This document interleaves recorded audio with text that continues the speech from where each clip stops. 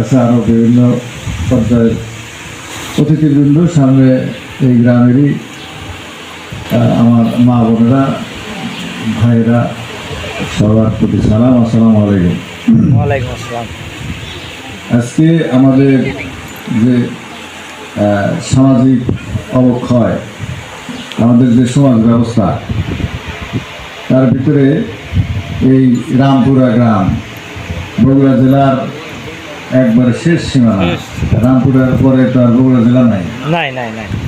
তো সেখানে আমাদের এই হলো মাদকের একটা রুট, মানে মাদক নাকি এই দিক দিয়ে আসে, সিরাজগঞ্জের এই দিক দিয়ে বগুড়া ঢুকে।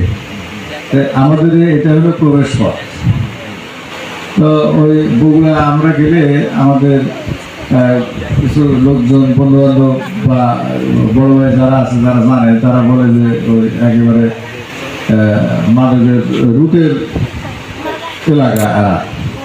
যাই হোক, সেখান থেকে আপনারা যে এই উদ্যোগটা নিয়েছেন, এই গ্রামের গরিব মানুষ, অসহায় মানুষ, অবহেলিত মানুষ যারা চিকিৎসা সেবা পায় না, তাদেরকে চিকিৎসা সেবা দেওয়ার জন্য আপনারা এই আয়োজন করেছেন। এর জন্য আমি আপনাদেরকে অন্তরের অন্তঃস্থল থেকে অসংখ্য ধন্যবাদ এবং মোবারকবাদ জানাই। সেটা ফ্রি মেডিকেল, মানে ফ্রি চিকিৎসা সেবা। তো এটা আজকের দিনে এই আয়োজন খুব বিরল। এই যুবকদের উদ্যোগে, গ্রামের যুবকদের উদ্যোগে এই ধরনের ঘটনা আজকে খুব মানে বিরল। আজকে যে আমি যেটা বললাম যে হয় মোবাইলে আসক্ত হয়েছে, না হয় মাদকে আসক্ত হয়েছে। আজকে আমরা যখন ওই প্রাইমারির শেষের দিকে পড়ি বা হাই স্কুলের প্রথম দিকে, তখন আমার সিনিয়ররা আমাদেরকে আদর করে বলতেন যে বাবা, লেখাপড়া করো, তোমরা আগামী দিনের ভবিষ্যৎ, তোমরা জাতির আগামী দিনের ভবিষ্যৎ। আমরা তখন বলছি আমরা ছোটো মানুষ না, আমরা আবার কিসের ভবিষ্যৎ। কিন্তু এইভাবেই তো পৃথিবী চলবে। আমরা ছোট ছিলাম, বড় হয়েছি, আবার যারা ছোট আছো তোমরা, তারা বড় হবে, কেউ ডাক্তার হবে, কেউ ইঞ্জিনিয়ার হবে, কেউ সমাজের বিভিন্ন পেশায় নিয়োজিত থাকবে। এভাবেই আমাদের সমাজ, পৃথিবী এগিয়ে যাবে।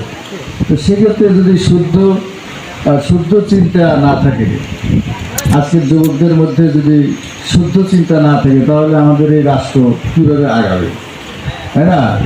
সেদিন পেপারে দেখলাম যে ওই কয়েকজন পুলিশ অফিসার তাদেরকে মাদক নিরাময় কেন্দ্রে ভর্তি করেছে।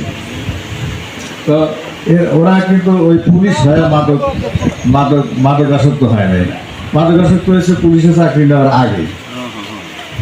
তো হয়তো এই অভ্যাসটা ছাড়তে পারে না, ধীরে ধীরে ধীরে বেশি হয়েছে।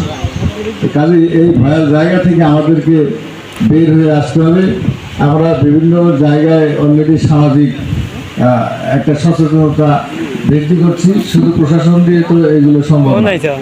আপনারা এই রামপুরা গ্রামের যুবকেরা এই উদ্যোগ নিয়েছেন, আমি আপনাদেরকে ধন্যবাদ জানাই। আপনারা আগামী দিনে আরও ভালো কিছু উদ্যোগ নেবেন। আমি গত বছর কোরবানির ঈদ না রোজার ঈদের মধ্যে আসছিলাম, ওই যে বয়স্কদের একটা খেলা, ওই যে জমির ভিতরে খেলা হচ্ছিল, প্রচণ্ড গরম ছিল। তা মজিদমা আমার আসতে বলছিল, তা আমি আসছিলাম, এই খেলা উপভোগ করলাম, খুব মজা। আমি শুধু আল্লাহ করলাম যে এই বয়সে যদি পড়ে যায়, কারণ হাত পা ভাগে, তাহলে তো এরা মানে ভালো হবে না, বয়স্ক মানুষ। তো যাই হোক, খুব সুন্দর খেলা। আমি সেই প্রচণ্ড গরমের ভিতরেও দিকে চলে গেছি। আপনারা আমাকে বলেছেন, আমি এসেছি। তো এর বিভিন্ন সময় আমার বললেন, আসার চেষ্টা করবো আপনাদের সাথে। আপনারা ভালো থাকবেন, আমার জন্য দোয়া করবেন। সবাইকে ধন্যবাদ। আসসালামু আলাইকুম।